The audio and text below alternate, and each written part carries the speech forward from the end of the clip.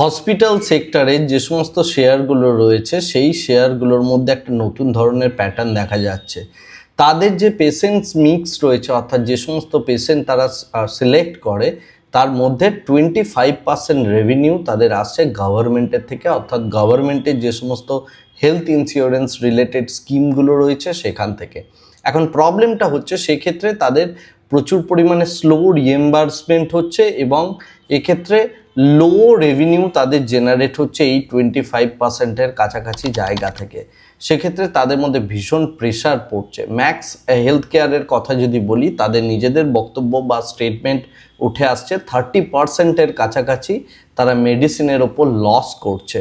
তাই এই সমস্ত জিনিসগুলোর দিকে নজর রাখলে যেটা দেখা যাচ্ছে যে হসপিটালে যে সমস্ত শেয়ারগুলো রয়েছে তাদের ক্ষেত্রে 3-5%-এর কাছাকাছি তাদের রেভিনিউ শ্রিঙ্ক হতে পারে আগামী দিনে।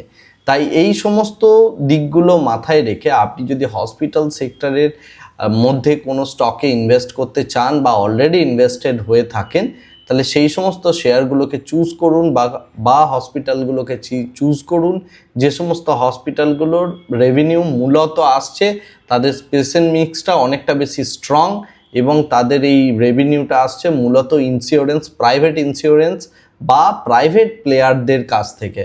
অর্থাৎ গভর্নমেন্ট রিলেটেড স্কিম থেকে যাদের রেভিনিউ আসে সেই সমস্ত কোম্পানিগুলোকে আপনাকে একটু দূরে সরিয়ে রাখতে হবে।